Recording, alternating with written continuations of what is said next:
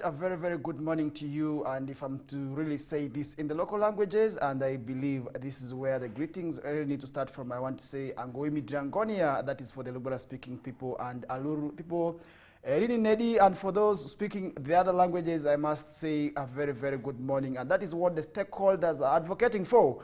And yesterday was actually World Mother Tongue Day, and I must say the stakeholders are now calling for, that is the nation and the people of the other places in this region to really start embracing speaking in their mother tongues. And this is one thing that I must say is all that we need to adopt, because we are living in a world where people do not want to very much also speak their languages, and it is becoming very, very difficult, and it's putting a threat that is to our mother tongues and our languages. And now stakeholders are saying there's need for that is parents and also schools to start teaching their learners in the mother tongue, because the mother tongue is actually one that is facing extinction, and is actually facing that is disappearance, given the fact that some people do not want to speak their language. And we are also admitting this to parents when it comes to this region, where we are seeing some parents, I think, for their children to speak their local language, it is actually making them rogue. And, and others also feel that for their children to really pass in school, they have to be introduced to English at tender ages. And this is why we are seeing also some of our children in our neighborhoods cannot able to speak our mother tongues, and they have been forced, that is by the spouses and the fathers and the mothers, by speaking English to them, and which is actually making it now very, very difficult for the elders from the village to come and communicate with these children, because the elders do not know English, and that is something I must say is actually very, very wrong. And now stakeholders in education, Raymond Ombere, the city education officer, has actually said that for those children who do not actually understand their mother tongues, it is quite difficult for them to elaborately articulate certain issues, because they have been introduced to English at tender ages, which is actually making it very, very difficult for them now to really also understand the mother tongue, and I also explain issues in the language that they best understand, which is the local language. So I think that is something we are also likewise echoing our voices on, and we are saying uphold the speaking of mother tongue. If you are somebody from West Nile, if you are naturally or Lang or from West Nile still, you need to embrace speaking your mother tongue, and you must be proud of it, and so that you do not dissociate yourselves with where you come from. And this is where we do not also want to call you Dijaru, because really some people, once they move away from the region, even if it is for a week, you find them coming back and now start speaking languages that are not theirs. But I must say, we need to start embracing speaking in our mother tongue, because yesterday, I must say, yesterday was actually the World Mother Tongue Day, and this year is observed every, that is 21st, to really honor this day. And yesterday, the World Mother Tongue was observed, and this day was actually declared as an international day way back in 1952. And that is how it traces its origin. And I must say, if you are from this region, and then definitely you need to embrace speaking in your mother tongue, because nobody's going to do that. Really, the whites that we are admiring, also this is their mother tongue, and we are just trying to copy theirs. So I think we could also really be proud of our mother tongues, and somebody would also want to admire it very much. And now stakeholders are advocating that is for the preservation of that is the mother tongue through writing books. That is how the children of the other generation would also want to come and find this, because if they don't do that, then definitely the mother tongue is going to face extinction, and it's going to face disappearance, so which is not quite good there. So we have to embrace speaking our mother tongues, such that we do not really lag behind when it comes to the issues of mother tongue. Because if you don't do that, then definitely the Alur that you know, the Lubara that you know, the Kakua that you are speaking, or the Kuku, or perhaps the Madi, will be able to really disappear, and the children that you have may not be able to really come and also find and start speaking the Oiras. So I think it is quite important for now children to start embracing speaking in their mother tongues. That is something I also want to echo out our voices on, because really, as somebody who speaks your mother tongue, and if you learn the English language or the other languages that you want to learn, or your children to learn, definitely I must say it will be very, very proud of them. So because they will at one time want to associate with themselves with where they come from. And I must say, if you have 10 children, not all of them are not going to love where they come from, even if they're not born from this region. But you have to introduce them to the mother tongue, because at certain time they will want to really also be able to speak the mother tongue that they feel that they need to know. Because one time I was out of this region. Where I moved to, they were also children from this region who were born that side, and they did not actually know the language, but they were feeling comfortable. They wanted to associate with us, but now we are not also able to very much speak the English with them, because we were also staying as Kakuns. You know, Lubaras, once they move out of this place, once they move away from here, where they head to, they're always a family. You find a Terego living together with a Madi, we see a Madi living with an Alur. The relation is kind of good, it's kind of connected, the bond is always there. So for those who are not born out of this region, you are going to make them feel out of place. They will not be able to tell you. And I must say, as a mother, definitely, or as a father, they will still hate you, but they will not be able to also express it to you. But I must say, they will not be feeling well. That is because you did not teach them the mother tongue at a time that it needed to be taught to them, because really, if a child is young, as a toddler, you need to start speaking to them in the language that is theirs. So I think as stakeholders, as mothers, as parents, as fathers, you have a great role. That is in terms of teaching the children the mother tongue, which is quite good. That is why we celebrated the International Mother Language Day yesterday. It was celebrated under the theme Multilingual Education, a pillar of learning and integrational learning. So I think that is something that we are also talking about, because really, as stakeholders, we need to start teaching our children in the best language that we understand, and that is the local language. So moving away from that, remember, Uganda Certificate of Examination has that component of the local languages, where we also have the Lubarati as a subject. So the children that you have could also really be part of that examination there. And really moving on now with that, that brings us to the second chance that UNEB is giving out to the learners who previously missed sitting out on the examination. But we are not going to be dwelling very much on that, because we expect a guest very soon. And putting that now aside, let's now head to, that is, a police annual report that was released yesterday, where it was witnessed that there was a significant drop, that is in the cases of crime reported for last year. So I think this is something that which is quite good, and we have to commend that is Uganda Police Force for this, because that shows that they are really up to their task in terms of reducing the cases of crime among the public. And that is also an indication that we are witnessing the forces working together, which is something quite good, because really, if at all that is the case, then definitely it is an indication that we are heading in the right path. That is also in relation to reducing the crime rate that is in the country, because police's duty is there to enforce, to first of all keep and maintain law and order within the society. So that is something I must say is quite good. And when the report came yesterday, all of us, we are actually excited. And the annual event was attended by Inspector General of Police Martin Okoth Ochola, Tom Magambo, Director of CID, Fred Enanga, Police Spokesperson, and Claire Nabaka, Deputy Spokesperson, among other delegates. So I think that was something that did go on yesterday, that is in Naguru, and the police report captures the police's contemporary challenges and efforts they encounter. That is that's why they're trying to reduce reduce crime, and also promote safety among the society members. And in his remarks, that is Police Chief Martin Okoth Ochola say that in 2023 there was a decrease in the number of criminal cases registered. That is from 231,000 to 653.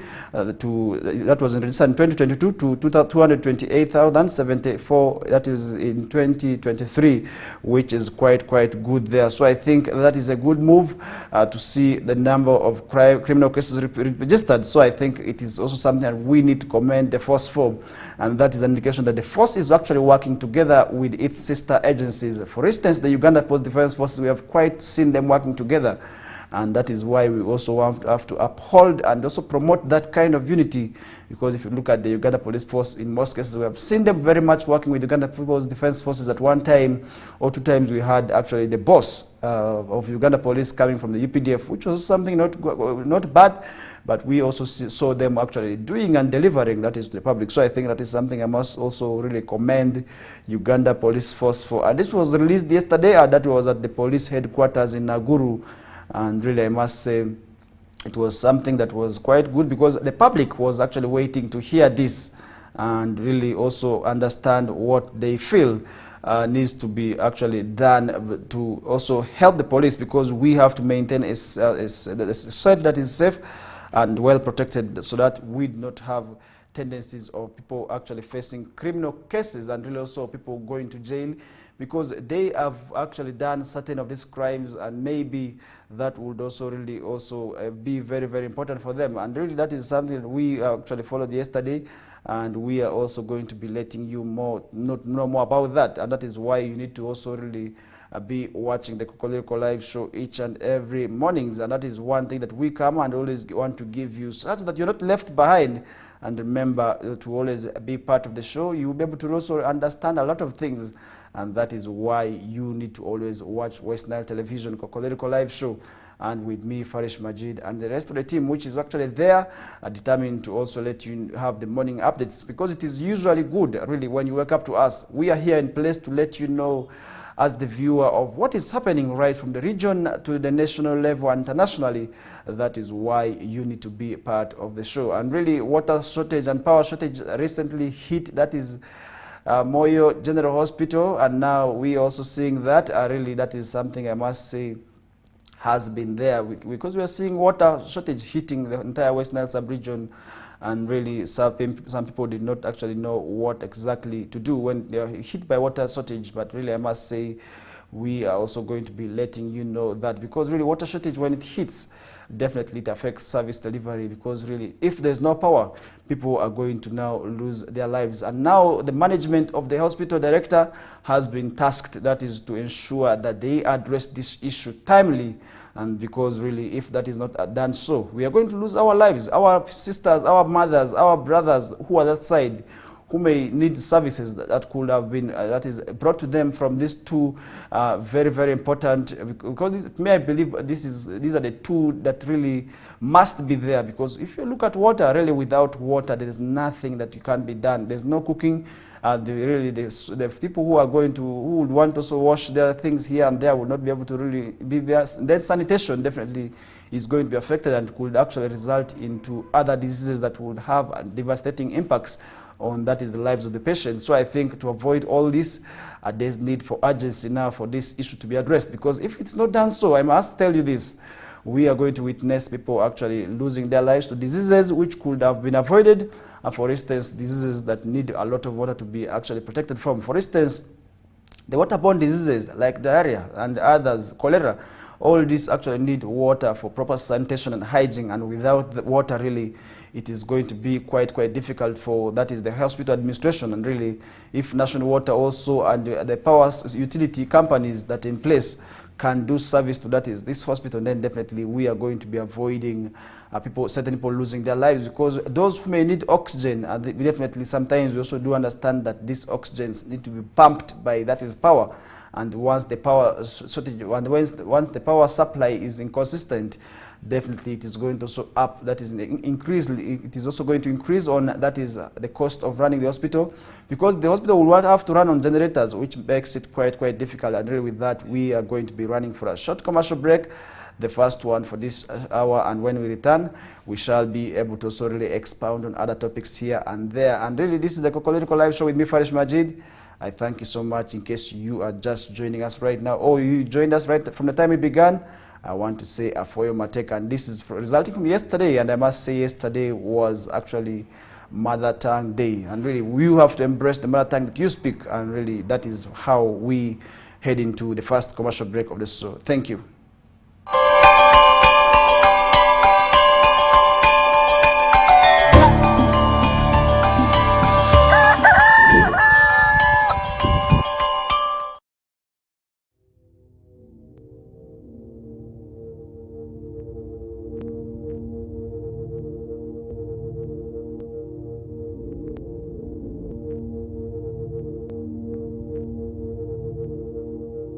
West Nile TV, lighting up the region.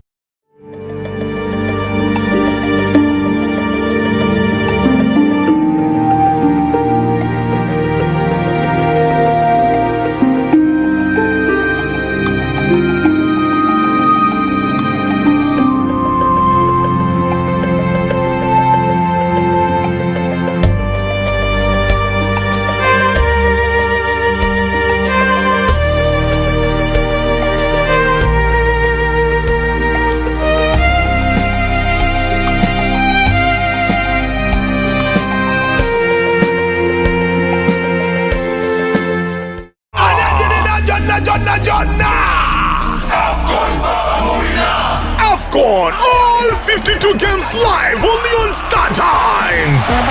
Star Times brings you Africa's biggest football tournament, AFCON 2023 live in English and Luganda commentary. Starting January 13th, don't miss Mo Salah, Sadio Mane or Nana. Lead the hunt for gold as they take center stage. Renew your Star Times subscription today and enjoy all 52 matches in HD live on Sports Premium and Sanyuka Prime. Star Times, the official broadcaster of AFCON 2023. This message is powered by Techno, the official sponsor of AFCON 2023.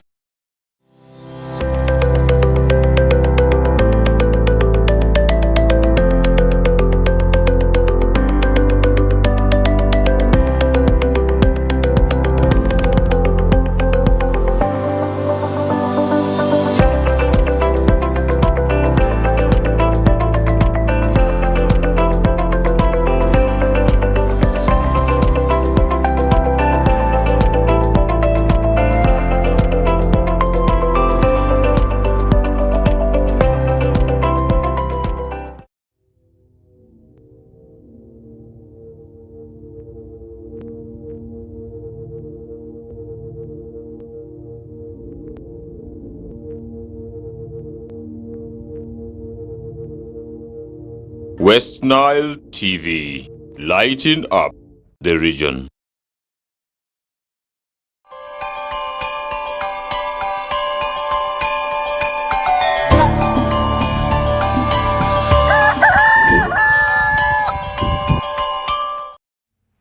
All right, welcome back from that short commercial break. And really, this is still the morning updates on West Nile Television. In case you're just joining us for your very first time, I must say you are very much welcome to the show. And this is where we discuss pertinent issues ranging from the national, regional, and international level. And this is what we always do best. And remember, you too can also be part of the show by only that is putting your feedback on the comment section for those of you on Facebook.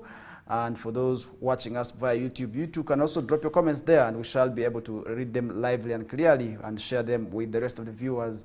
And now something is going on, and this is something that really could be a shocking revelation to most of you, because recently we did see the meeting that was supposed to be between the developer of that is Barifa Ecotourism City together with the city council ending prematurely because some other people wanted to really attempted to assault that is the legislator who is also the developer, that is Oguzu Lee, the Maracha County Member of Parliament. But now we are seeing works commencing, and that is without the approval of the city council. What does this mean? That is something that I do not know. But yesterday, as of yesterday, I must tell you, Oguzu and his people, about 50, that is casual workers, had actually gone into Barifa to start clearing the forest for that is their project to go on. And in 2013, then Arua Municipal Council approved the plans for the gazettement of that is Barifa Central Forest Reserve to pave way for Eco City. However, Parliament deferred the gazettement, citing loopholes in the approval process. Barifa Central Forest covers that is 236 acres. And some of this part of these acres, about that is it 10 acres? Or I don't know. I'm not so sure. Was supposed to go to the developer, that is Oguzu Lee, the Maracha County Member of Parliament. But then the City Council recently did defer, that is to approve this plan, citing some weaknesses in that is his proposed plan, and really also in the design of his that is intended ecotourism city. And what the City Council did say is that the Oguzu's development plans do not actually meet the requirements of that is an ecotourism city. And now Oguzu actually yesterday we did see him on ground, and that is him commencing with works that is to go on and develop his that is ecotourism city. And remember, National Forest Authority did give him the permission, and he actually now had all the requirements, and what he was left with is the approval of the City Council. And thereafter he also had to undergo another process, that is of the Building Review Committee, which also really also had to approve now what kind of buildings he's supposed to be put there. But really, when the leadership saw what kind of buildings that he was supposed to put in place, they said this is actually something that is not under the ecotourism city, or rather what he wants to build there is these are permanent structures, but which do not actually meet that is the requirement of that is an ecotourism city. And really where this ends, I do not know, because we saw people's tempers that is the stakeholders, that is during the meeting that was really held, that is between the developer and the city council, that is at the National Primary Teachers College, that is ending prematurely, where soldiers had to intervene really to see that nothing goes out of hand. And this is where people also wanted to lay their hands on, that is the NFA, that is NFA staff, who actually said Oguzu was legal, that is to go on with the development of that process. So really we are seeing this because people have been raising eyebrows, and some people have been saying Oguzu cannot really also have such a project, and that manifestation was actually clearly raised by, that is the Speaker of Arua City, citing really also some weaknesses and doubts, and that is something I must say, not only her, most of the leaders actually raised doubts in Oguzu, and what does that show? It means that they believe that certain individuals could be behind this move, but that is something I do not know, and I will really also not talk much about it because I have no proof about it, but that is what the leaders are thinking, and really they are saying maybe somebody could be behind this move, and who exactly is that person is what I don't know.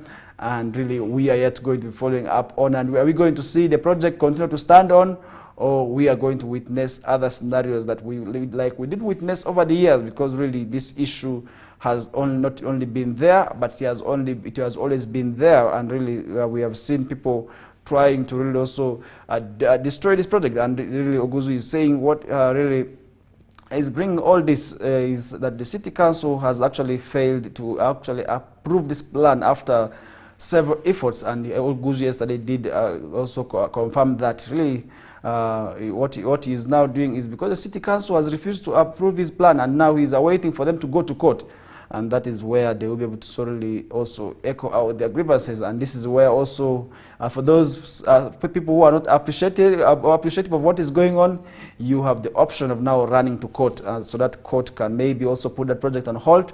And also court can guide, because really this is where we expect guidance of the courts, and also before this issue getting out of hand, because we may see bloodshed resulting from this issue that we are thinking is just an easy thing, because we also understand that this issue has now been an issue that has been put in the public domain. More so, others have taken it personal. This is mostly among the tribesmen who think and who say some people cannot really come from where they come from to come and develop this area or this land that belongs to them. And we also seeing this all going to be able to also result in negative impacts if it is not timely addressed. So that is something that we also really expect to see, and we are yet going to be following up on this.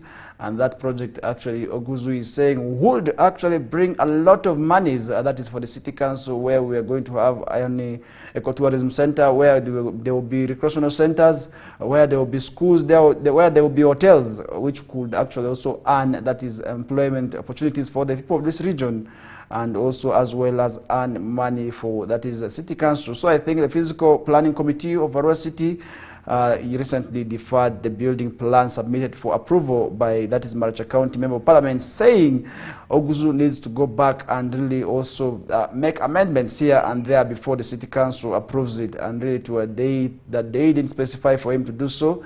But Oguzu is also, what Oguzu actually said, it's actually long overdue that the city council does not approve his plans without any proper communication.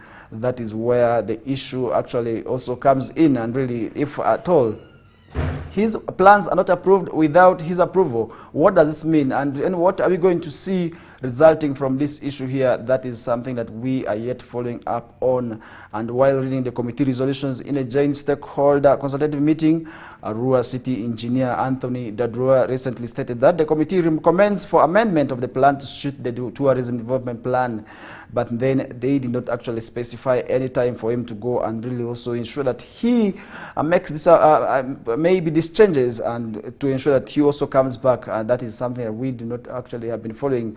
And developer was permitted by NFA to use the 10 hectares of land in the forest for his project after emerging as the best bidder. And this was actually in an open process, I must say this. This is according to information we actually received from, that is, the National Forestry Authority, and saying that this plan and then this give away of the land to Oguzu to develop was actually in broad daylight, and it was actually through a transparent process where it was announced where he, that is Oguzu, emerged as the best bidder. But then if at all these people actually permitted him, why is it that now City Council is failing to approve? Maybe because I believe that project would also really come with its own enormous advantages and opportunities, that is for this region, despite its negative implications, because it is going to also have its implications, that is on the environment, because that 10 hectares, if you look at 10 hectares, that is a huge chunk of land, really. If it goes like that, where does this put, that is the region at? Because we are currently talking about the issue of climate change that is actually coming in from, that is cutting down trees. But then what about the other side of the coin? Because this is now two sides of a coin. We are talking about, that is economy, where we are going to have people actually getting monies for themselves who are going to be employed in that area, right from as casual workers. We are going to be having professionals. We are going to be having hotels and homes where money is actually going to be generated. And then we are talking vis-a-vis, that is the environment impacts, which could actually be very, very devastating. How can we balance the two sides of the coin? How can we ensure that this issue is addressed? That is something that really lies now in the hands of the City Council, but I believe this commencement of the work could come as a surprise to them, because we are sitting at a time where nobody thought about it, but now we are seeing also the developer trying to commence with these works. Can't we really also allow him go on with the work? Maybe if I told he met the requirements, then what if he did not meet the requirements? How are we going to stop him? Because Oguzu was actually demanding for, that is 600 million compensation, that is from the City Council. Does the City Council have this money? Maybe if it compensates, and also paying his lawyers about additional of 10 million, that is what Oguzu was actually demanding and asking for from the City Council. So how are we going to best solve this? That is an issue that I did not really also know about, but I feel this issue needs to be addressed timely, because the leaders who are actually who are refusing this project have influence over the impoverished region. Really, if at all they actually go back to society and mislead the people, who are really also very much charged. Because if you saw the meeting, the locals who turned up for this, that is stakeholder meeting between the developer and the City Council, you will really tell that the youth, we are very, very angry. Even the elders, they were saying this land is theirs. It is actually the cultural land. It belongs to them. Nobody has authority over it.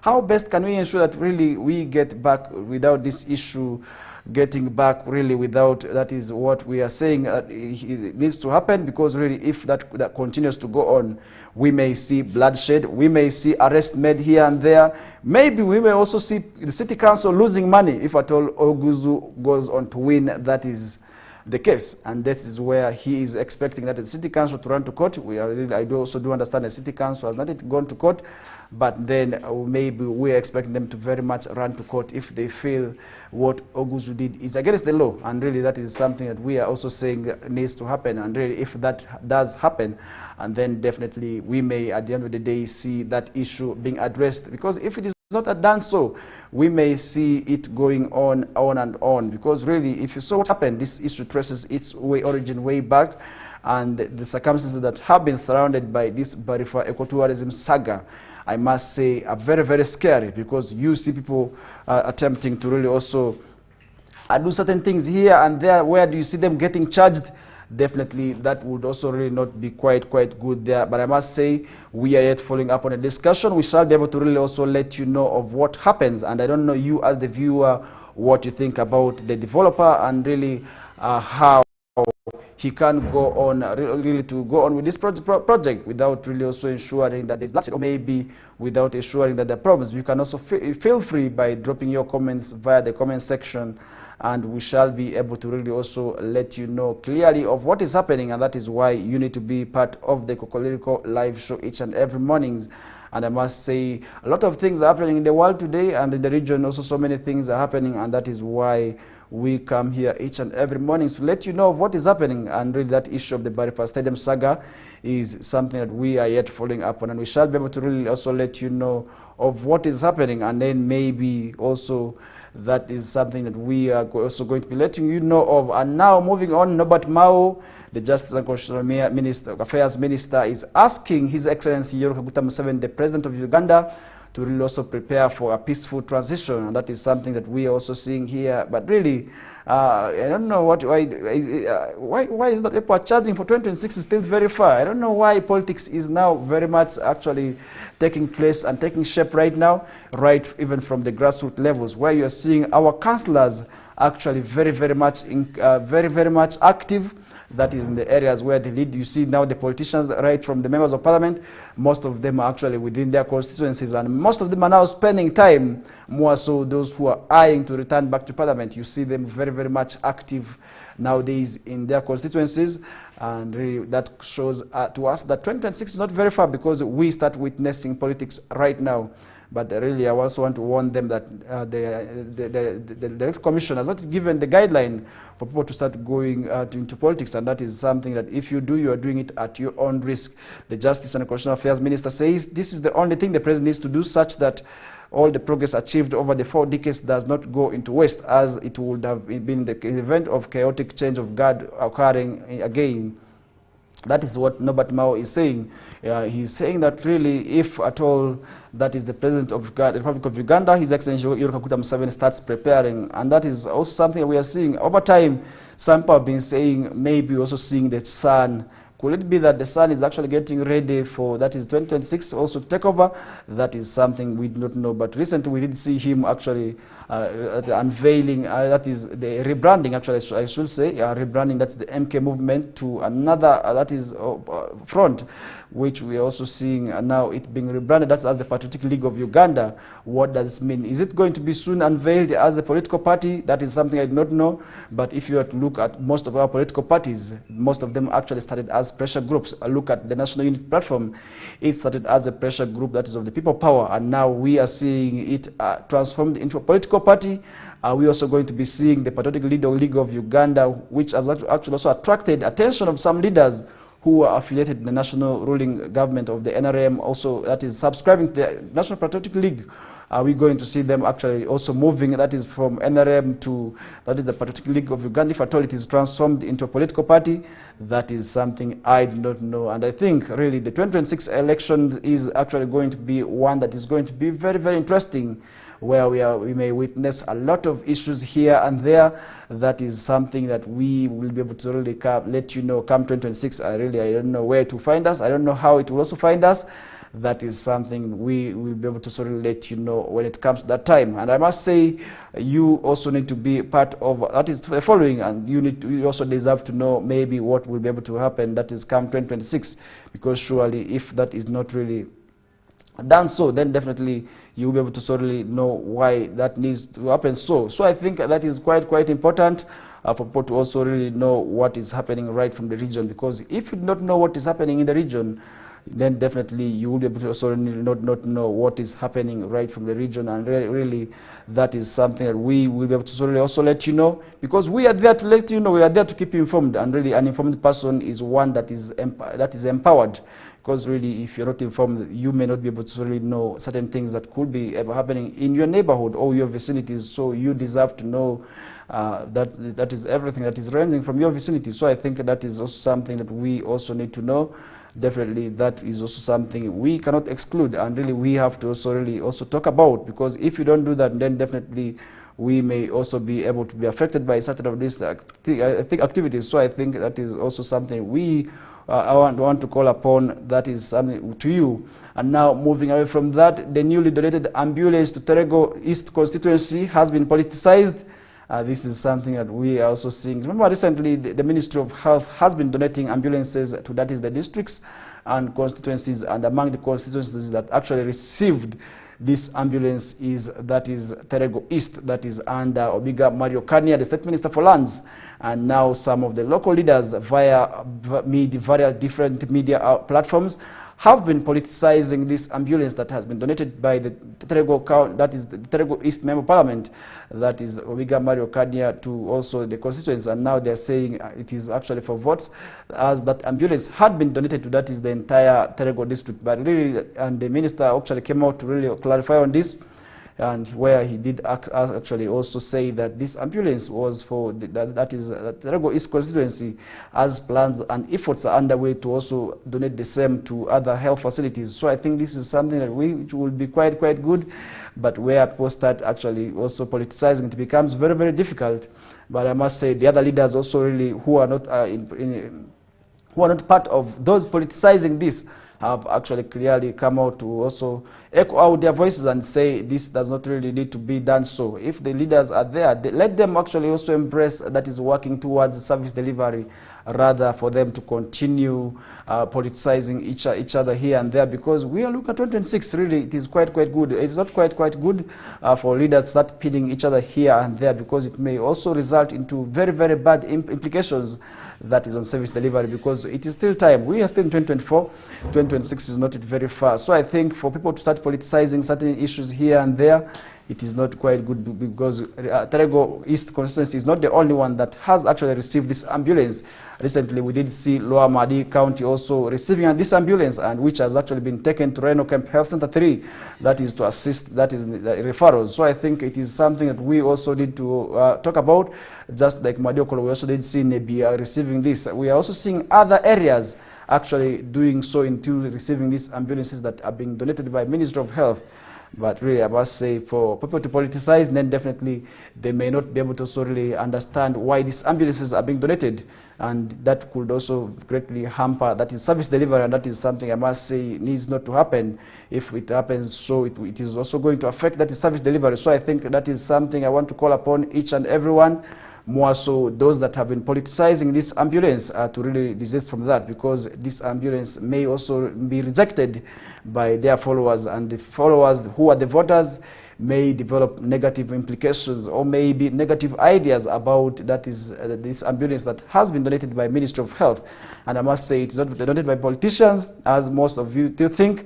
The politicians, what they are doing is just to deliver them, and that is something I also want to really also say we need to also move on and also talk about. Really, that is could be quite good. And remember, we are still continuing with the show up the hour of 9 a.m. where we still have lots more on the morning updates, and this is one thing that we cannot really also exclude talking about. And really, if that is not done so, definitely if we leave these issues behind, people may not be able to understand, because as the leaders, you have to make the voters understand that these ambulances are donated by the government, rather than also spreading false rumors and gospels here and there, which could also really not be good there, and could also really also bring challenges between you and your opponents. That would really be quite unfortunate. So I think, to summarize that discussion, all I want to say is that we need to ensure that these donations which come from government are not politicized. Why?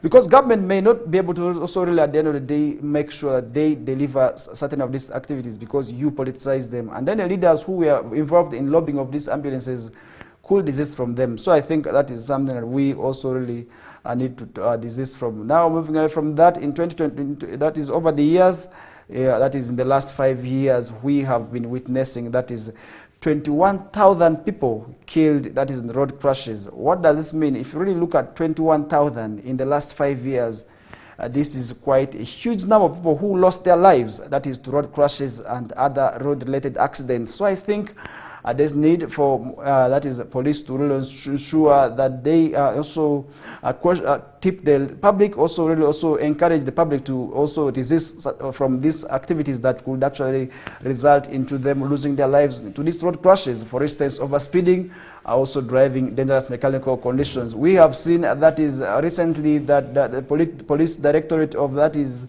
traffic, led by Kananura Michael, actually traversing some of the schools in eastern Uganda, trying to also sensitize the school-going children against accidents, because really we have gotten to witness that really some of the accidents actually are involved by border borders, and these border road crashes have also not excluded, that is the school-age-going children. And the school-going children have also most of the times been knocked by lots of speeding vehicles while trying to cross these crossroads.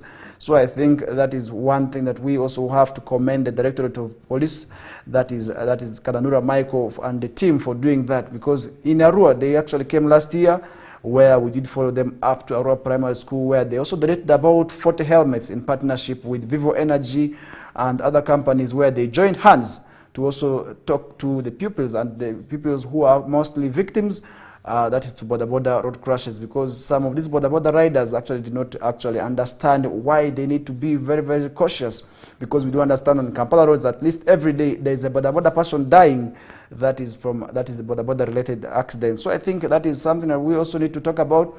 And the latest police crime report has indicated that 4,806 people were killed in crashes on Ugandan roads, to put the total of people killed in the last 5 years to 21,042 people who lost their lives. And the latest report released on Wednesday indicated that there has been an increase in the number of people killed in the Ugandan roads since 2019. And for example, the deaths in 2019 were over 3,880. And in 2020, the number rose to, that is, the number actually went down to, that is 3,663. And from that, it rose to, that is 41,051, about 41,051 cases.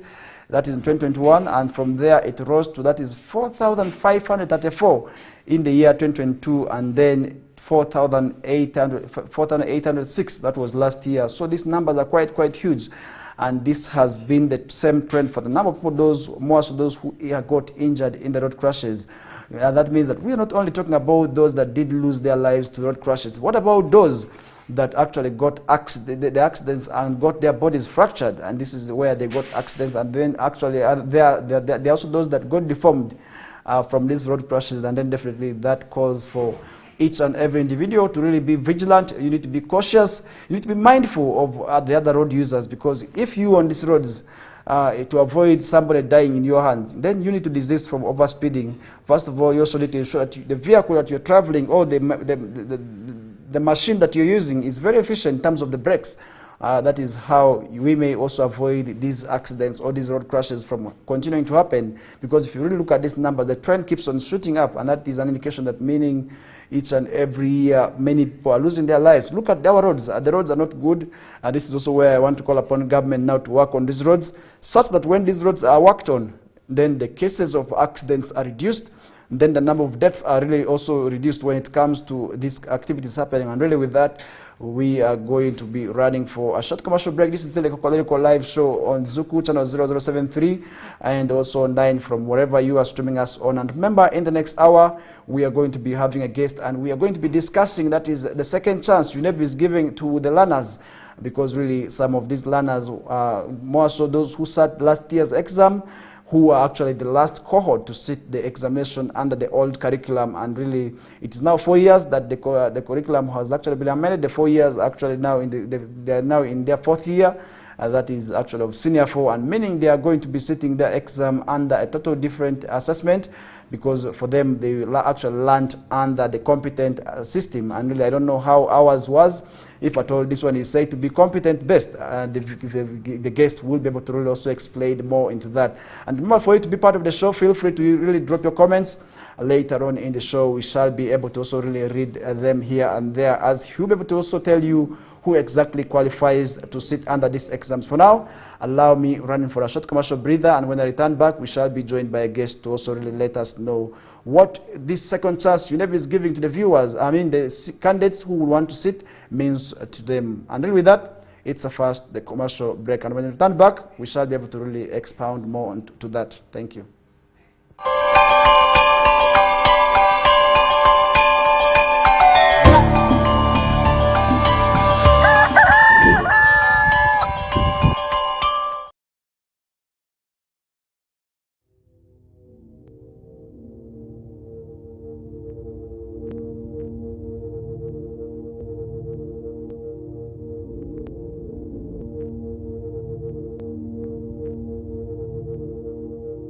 West Nile TV, lighting up the region.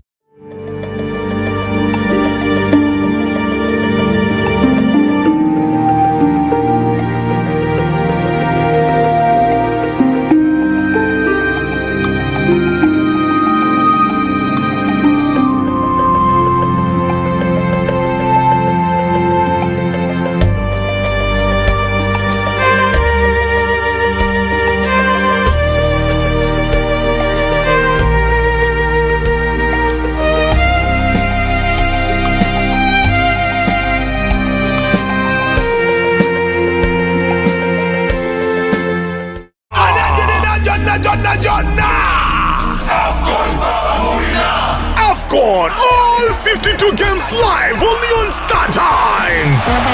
Star Times brings you Africa's biggest football tournament, AFCON 2023 live in English and Luganda commentary. Starting January 13th, don't miss Mo Salah, Sadio Mane or Nana. Lead the hunt for gold as they take center stage. Renew your Star Times subscription today and enjoy all 52 matches in HD live on Sports Premium and Sanyuka Prime. Star Times, the official broadcaster of AFCON 2023.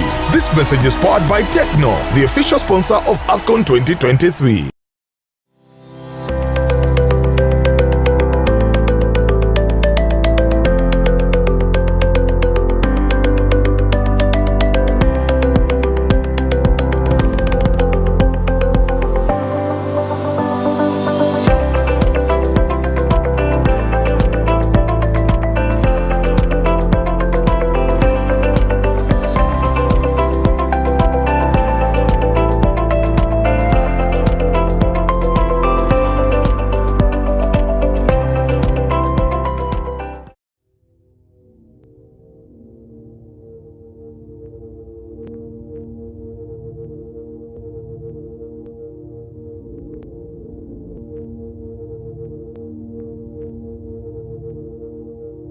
West Nile TV, lighting up the region.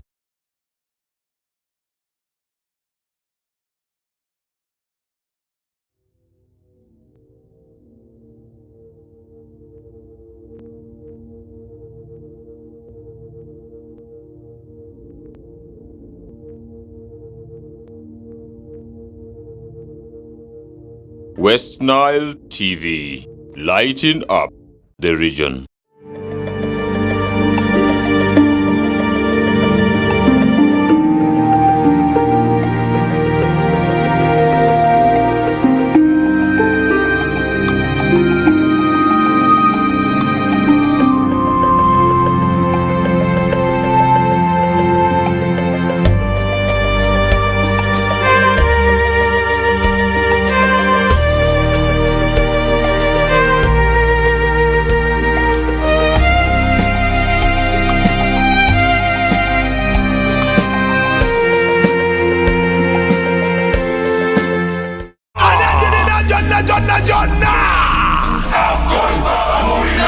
AFCON, all 52 games live only on Star Times. Star Times brings you Africa's biggest football tournament, AFCON 2023 live in English and Luganda commentary. Starting January 13th, don't miss Mo Salah, Sadio Mane or Nana. Lead the hunt for gold as they take center stage. Renew your Star Times subscription today and enjoy all 52 matches in HD live on Sports Premium and Sanyuka Prime. Star Times, the official broadcaster of AFCON 2023. This message is powered by Techno, the official sponsor of AFCON 2023.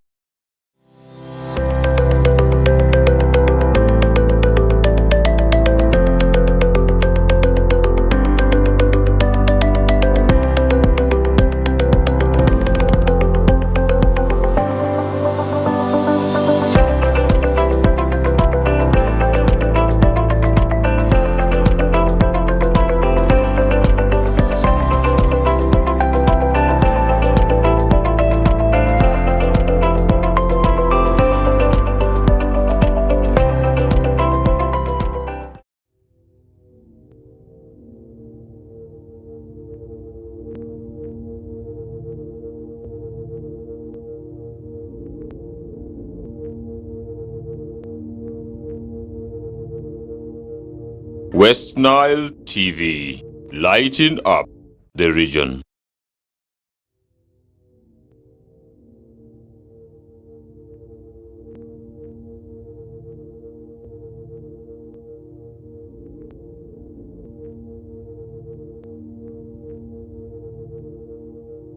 West Nile TV, lighting up the region.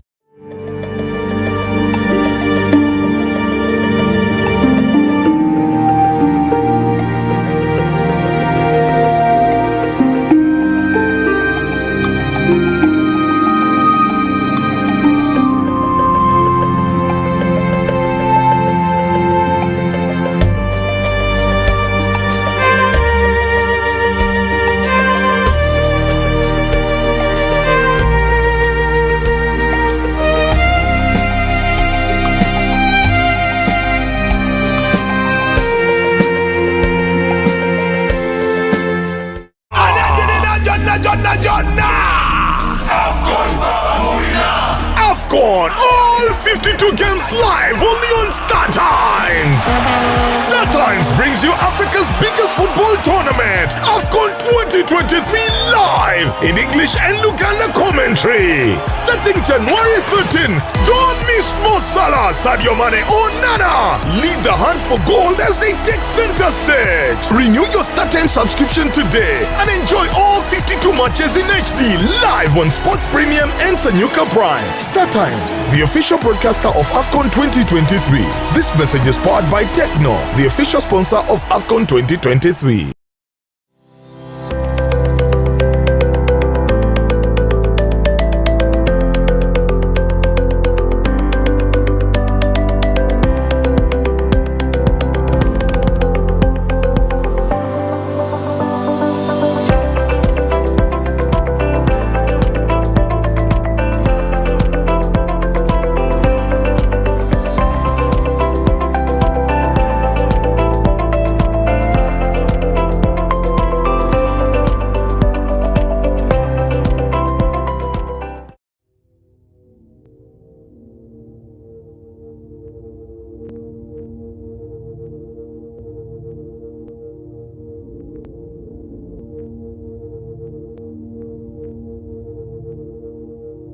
West Nile TV, lighting up the region.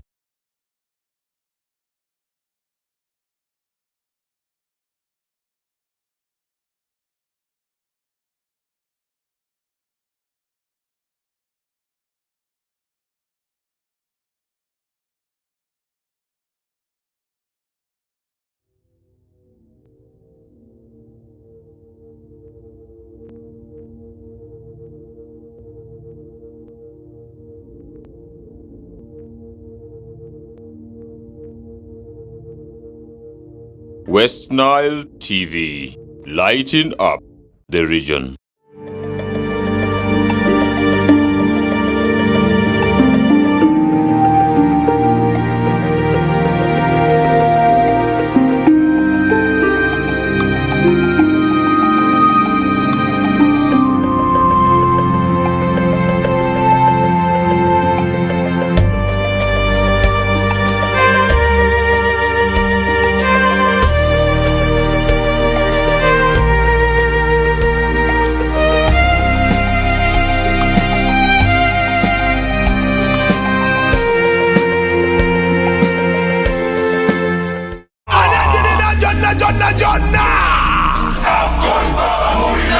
AFCON, all 52 games live only on Star Times.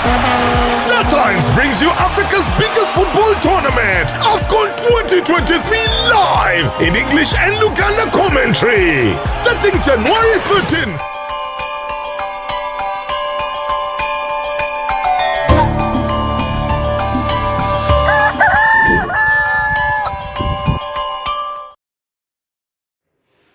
Welcome back for the last short commercial break. This is the Kokoliriko live show on West Nile TV, channel 0073 on Zuku, and we are still continuing. And now we have been joined by Asiku Geoffrey.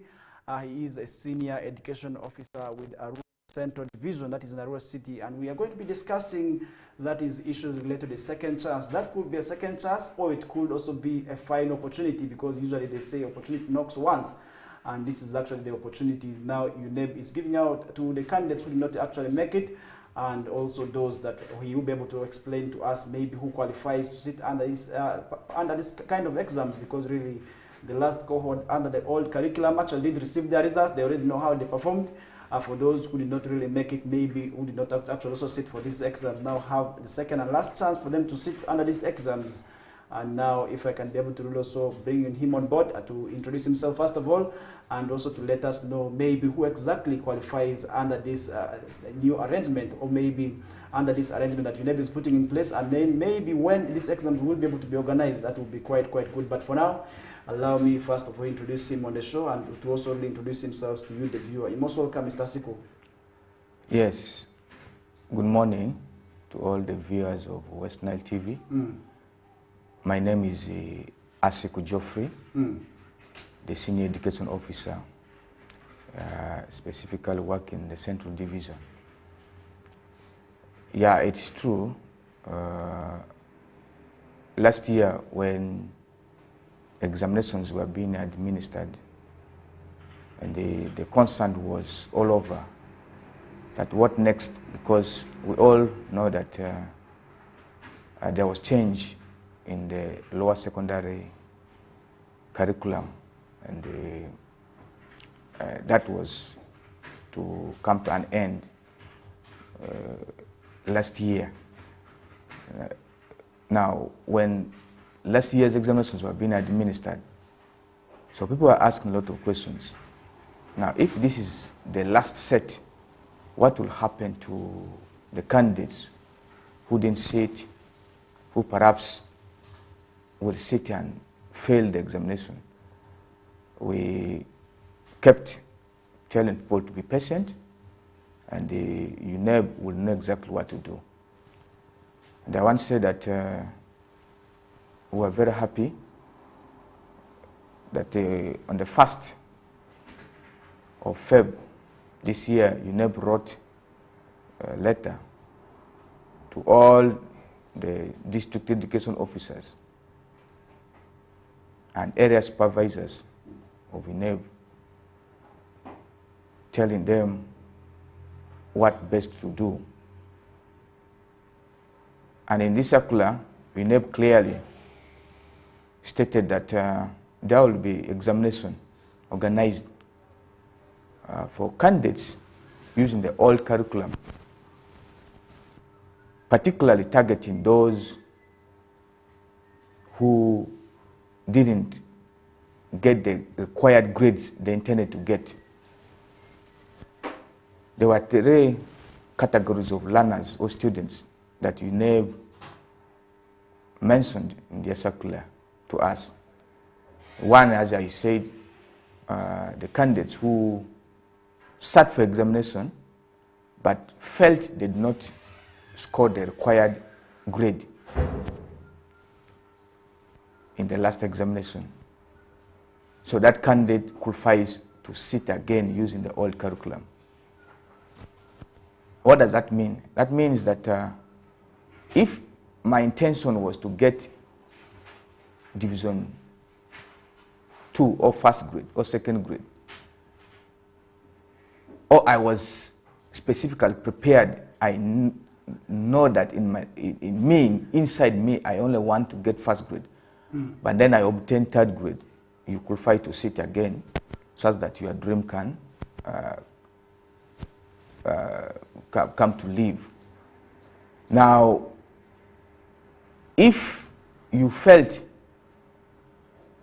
that you passed very well and you can be able to proceed ahead, you don't qualify, because for you, as a candidate who sat last year, you can proceed with whatever you have obtained.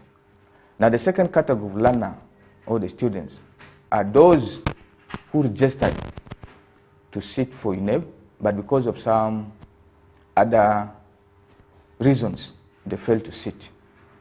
Special sickness and the issues to do with the, school fees. I'm pretty sure there are some schools that tormented students last year and they couldn't sit. So UNEB has also given them chance again to sit this year using the old curriculum. Then the third category of students are those adult students who feel that they can still want to sit using the old curriculum. So basically, these are the 3 categories of students who are eligible to sit. One, those who sat the examination last year and felt that they didn't obtain the right grade. I believe this comes with the requirements. Maybe what are some of the requirements that will have to be met by these learners who want to sit for these exams for the second chance? That is something somebody may be able to ask, because for you want to qualify to sit UNEB examination, usually we also do understand they have to pay UNEB fees, they have to pay some other fees here and there, they have to register. Are we also going to see them to first of all undergo all this for them to qualify? Yeah. Basically, the normal procedure for registering to sit an examination with UNEB will apply. And of course, this starts with the registering the candidates And you know, running an examination needs financial support. Definitely, if UNEB is going to print these papers, distribute them to the sitting centers, marking, all this will require some bit of financial support. And therefore, the students will be able to pay for this exercise. And what UNEB has currently advised or guided is that the district education officers, so liaise with the area supervisors to identify sitting center. If the candidates are many, we can identify up to a maximum of 2 sitting centers. But ideally, UNEB had proposed that the existing halls, like in Arua City, we have Arua Hall, where our candidates used to sit, be used. Now, in the event that these students are very many, we can identify another school which has a UNEB sitting center, which is a bit far from the hall, to be able to enable these students to register and sit for the June, July UNEB examinations using the old curriculum. And therefore, all students who intend to sit will follow the procedure of registering using the fee that UNEB will mention. And our area supervisor here for Arua City is the head teacher Mvarases. He just traveled to Kampala, and I am pretty sure when he comes back, he'll be able to bring for us all the details needed from the students to be able to sit this examination. And tentatively, I said, for Arua City, I was able to speak to the senior inspector of schools. She tentatively told me, as Arua City, we are likely to use Arua Hall and Mvarases to ensure that all these students who intend to sit will be registered and they have the examination done in these 2 centers. So there has been a confusion going around. Will all the schools which have center numbers or open their portraits to register these learners to sit? I'm saying no. UNEB was strictly guided that only students who sit in the halls, the existing halls, ours is Arua Hall. But again, if there are many, we get another maximum 2. So I said already that we are likely to use Arua Hall and Vara. Tentatively, that is for maybe Arua City. In a scenario where somebody again does not make it in these exams here, where does this person's fate lie in? Because usually you say not everybody is going to go to heaven. We are going to see some people even still reciting and do not make it. Does it mean that that will be the end of the road for them, because there will be no more chance for them to really recite? Because we do understand over time in this region, we have candidates who have received more than 2 times, and that is when they actually get to meet it. And now these ones are only having 2 chances. What does this mean to them? Yeah, thank you very much, moderator. I want to believe that these students really must pass this last chance, because you know there's already a change of curriculum. Right now, the current senior 4s are going to sit using a different curriculum, the competent-based curriculum, the CBC curriculum we're talking about. The examination procedures may be quite different from the old curriculum, and therefore this particular chance has come to those students whom I mentioned, but particularly those ones who failed, who didn't obtain the right grade they needed. And I'm just encouraging them that they must read hard to ensure that they pass, because I believe there will be no any other opportunity given for them to sit using the old curriculum again. And therefore now, that means that they can still proceed ahead to join vocational studies if they can't make it to A level with the secondary, education. They can still branch and go for vocational studies with the using their senior 4 result, unless somebody has really obtained and graded the result, yeah, or failed completely and obtained F9s throughout. But where somebody has passed and they only that cannot proceed, cannot obtain, cannot be given combination to study in A-level, I will encourage technically this person can branch and join vocational studies, and from there even proceed at a higher level in education. So that won't be the end of somebody's life in education. So you can, there's still other avenues you can choose to go with your education life. So there are very many. You move to vocational. From there you do certificate, advanced diploma, degree, and you can still even become an engineer. And then there's something that really I would want to understand, if at all you can be able to explain to me about it. This is how you always say the new curriculum is competent based. I don't know where that one, where we started lies under, but I really want to make an understanding of how different the assessment is going to be.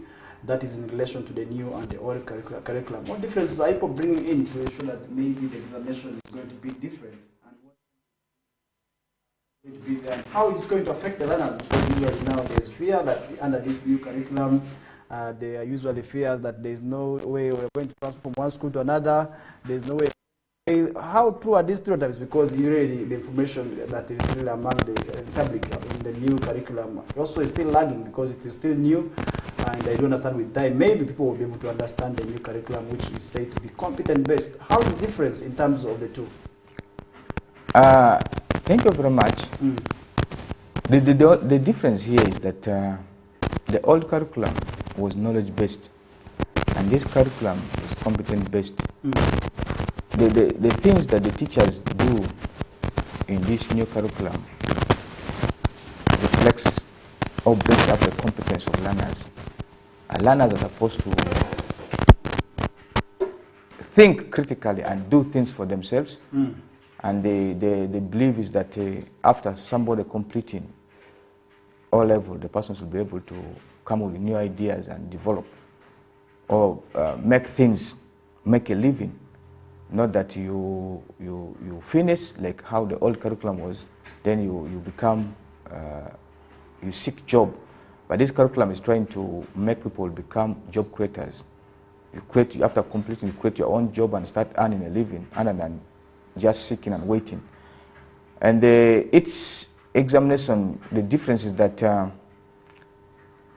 the process of learners being taught from senior 1 to senior 4, these teachers keep submitting marks to UNEB, and their final examination is going to be out of 80. Then the 20% already the learner has already been accumulating it from senior 1 up to senior 4.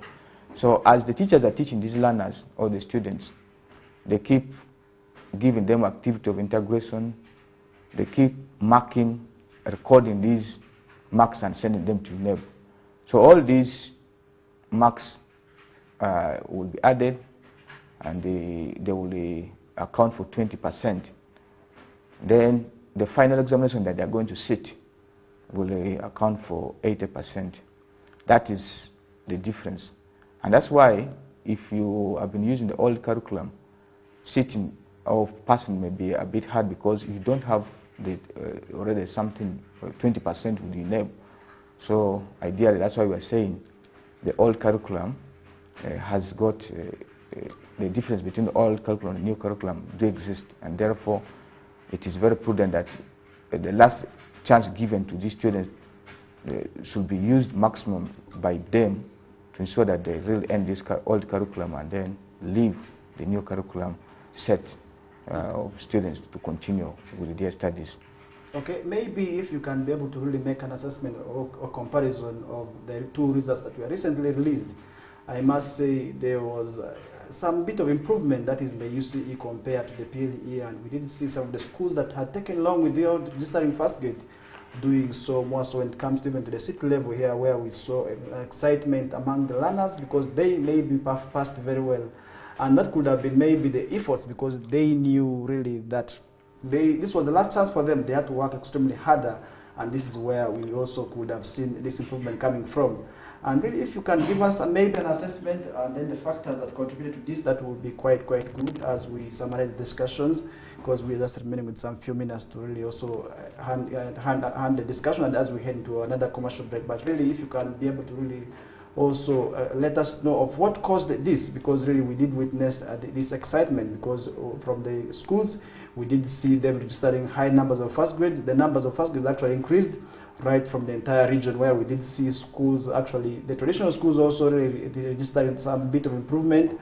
And I don't know what that comes from and what that meant really also to you, the city education stakeholders. Really, if you can be able to tell us what caused this, that will be quite important, because this was really something that we have been talking about. The excitement was more with the UCE results than the PLE results. And what really caused the two disparities in terms of the performance for it to happen that way? Could it be that the examiners were a bit lenient? That is something that maybe I also do not know, and you can be able to explain more about that.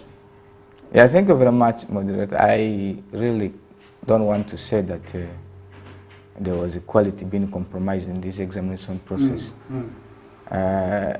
Examination is examination, and we would enable their standards set. And I want to attribute the high rate of passing to the teachers and the students who really knew that this is the last opportunity for them and they must work hard to pass. And that's why the results have come. It wasn't that they were being compromised, that they wanted just to pass them the way we were talking outside there. No. UNEB does not compromise quality. UNEB deals with quality.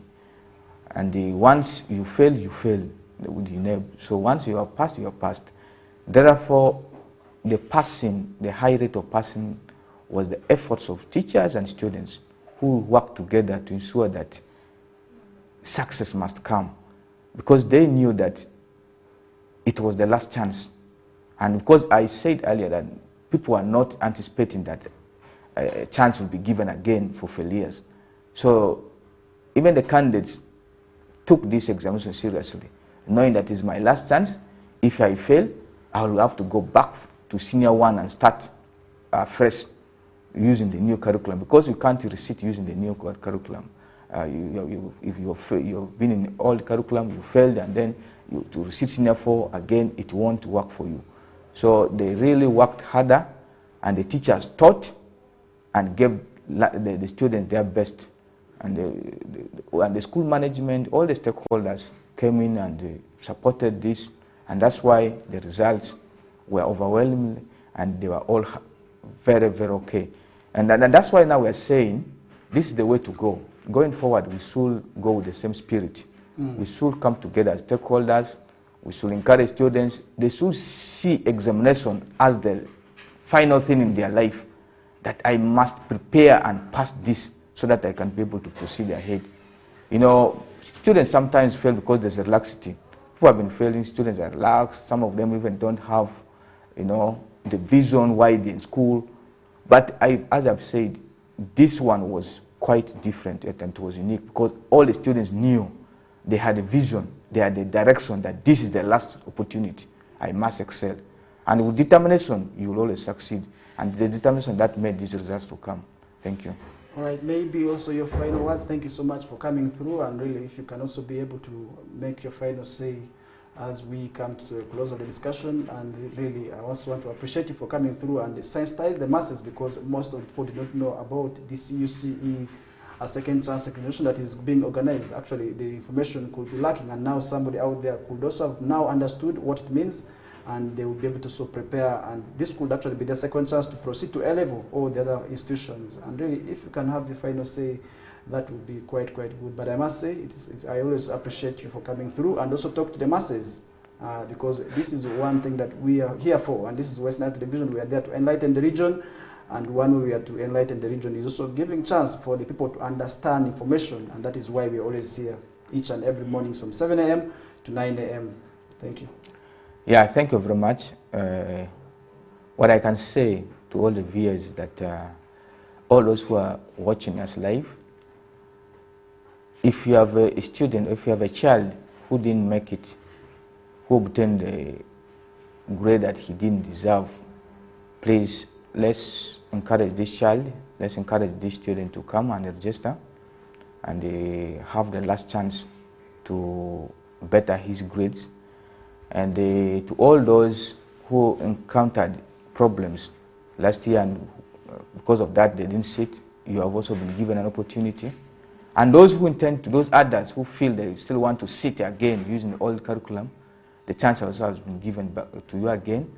So let's impress this, and we appreciate UNEP for thinking about us and for thinking about all the students, for giving them the last chance.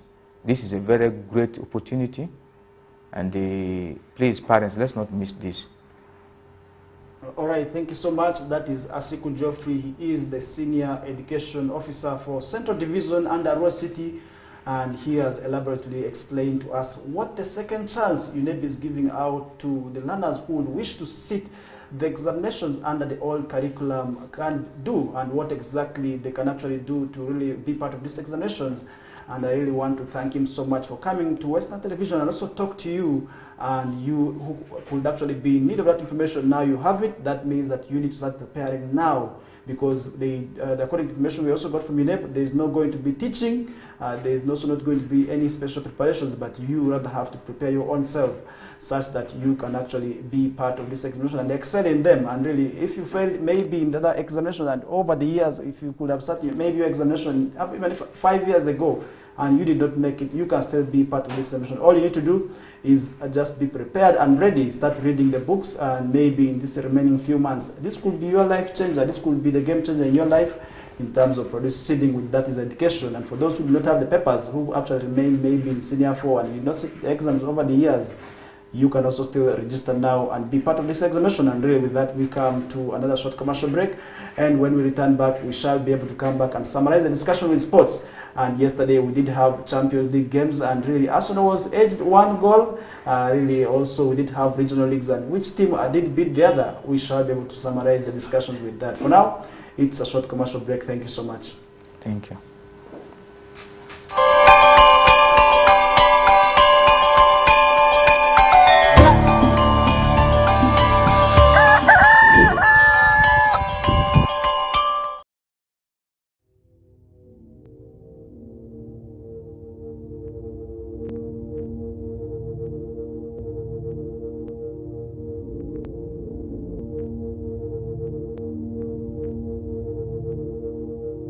West Nile TV, lighting up the region.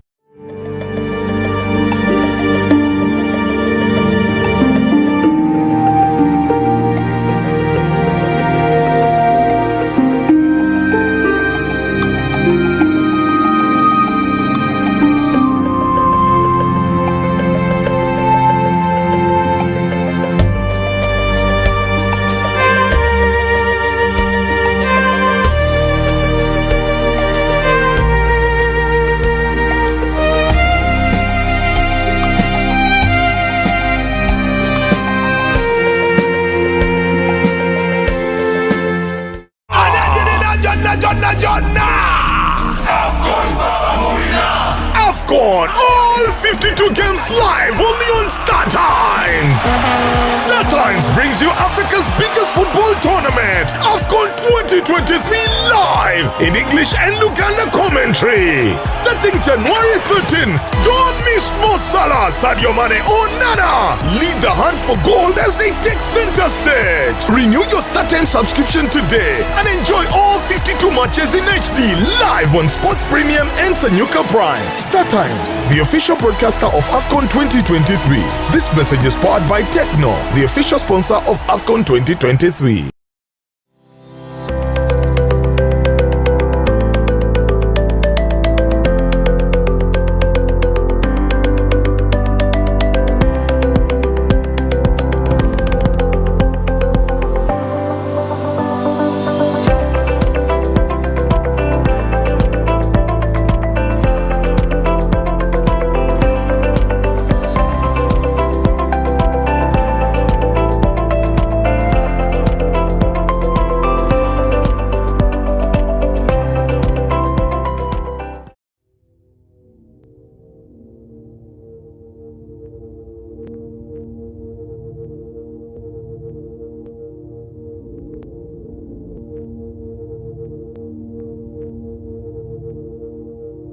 West Nile TV, lighting up the region.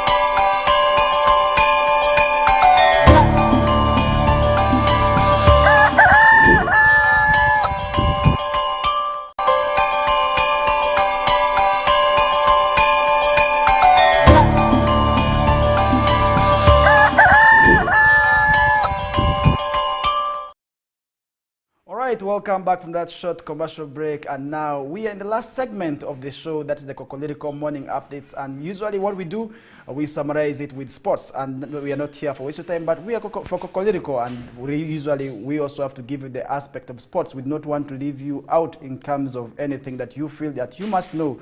And yesterday we did have the regional leagues going on, and really where we did see shocking results are received here and there. But I must say it is a game of football where there is a win, where there is also a lose, where we did see one of our regional teams actually making us proud, as the other was also very, very much thrashed. And this is Midigo Calvary that was taxed 4 goals by Uganda Revenue Authority. That is 4 goals, really 4 goals to 1. And we also did see Pakwach youngsters going on to beat, that is the team of Wakiso Giants that plays under the Southern Uganda Premier League. And really you wonder where a regional team can actually come and beat, that is a team that is playing in the top league of Ugandan football. And that is football, as I said earlier on, where we expect wins, where we also do expect losses and draws. Because with the Uganda Cup, it is a game where you can receive shocking results, where you actually do not expect anything that can happen to happen. And I must say that is the beauty of Ugandan football when it comes to the Uganda football, that is the Uganda Cup, where everybody is a winner. And now Pakwach youngsters and Uganda Revenue Authority made it through the round of 16 to join other successful clubs. For instance, NEC Football Club, Vipers, Express, Bull FC, IC Villa, that is also Soga United, Sasoltino Brostars, Young Simba, KCA FC, Pajule Lions, Kitara FC, Iganga FC, Young FC, Dove FC, and not forgetting Police FC, who have already secured their spots in the round of 16. And yesterday we did see Pakwach youngsters beating Wakiso Giants 2 goals to 1. Midigo Calvary also lost, that is 4 goals to 1. This was in Yumbe, a game that was played in Yumbe. That is the home ground for Midigo Calvary. But meanwhile, for Pakwach youngsters, they took advantage of the home ground. That was where they played from Barokoro, where the game actually came into their favor. And I really want to also appreciate them for that effort, and in terms of going on to win this game here. And yesterday also in the Champions League, there were games, but really before we get to give you what happened in the Champions League, in the Premier League, there was a game that was between Liverpool and Luton Town. The game also ended, that is 4 goals to 1. Really, I must say the league was really quite interesting. I watched the first half of this game where we did see Luton Town taking advantage of the first half, but really when the second half returned, they were not able to really also ensure that they maintained the pressure Liverpool was mounting on them. And you could really see how Liverpool was trying to attack the team of, that is Luton Town, here and there, and also really mounting pressure on the defense line of, that is Luton Town. And I think the Luton Town defense could not able to really hold the pressure, but rather had to give up in the second half, where they were caned 4 goals to 1. And really that is how the results of yesterday did go on. And I must say that is something that we expect in soccer. And really, because it's a game where anything can happen, I must say, once it happens, that definitely you have to take the result as it is. We do not expect stonings, because really when some of these results also happen, more so when it comes to our local leagues here, some people do not want to accept the results. For instance, under that is the FUFA drum, people do not want to really also at times accept the results, where they reject the results and start, that is stoning each other here and there.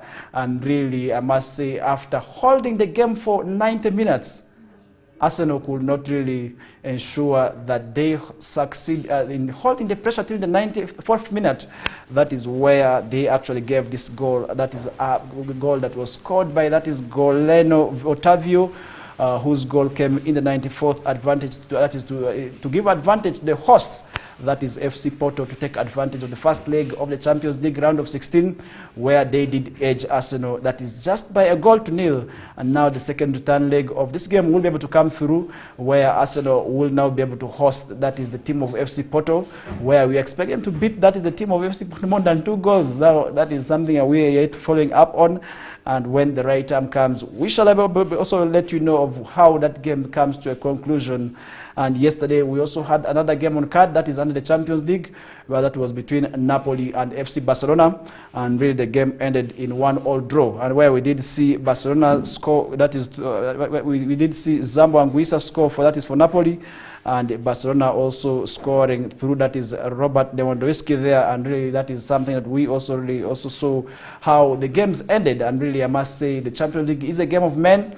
It's not an easy game that where you think it can just end as it is. So many people are making speculations, saying Arsenal can actually take advantage of the game, but I really believed in myself. I actually told guys, listen, the way you think FC Porto is. I remember most of the teams that have surpassed this FC Porto team at the round of 16, in most cases have actually made their breaks stop at the final level. And really, are we going to see Arsenal making that miracle happen at the Emirates Cup, at the Emirates Stadium? That is something that we really do not know, and we are yet following up on, because really, if you look at FC Porto, this team actually has a number of, that is professional players with the likes of Nicolas Pepe, who actually take advantage of the experience that is in playing at the Champions League.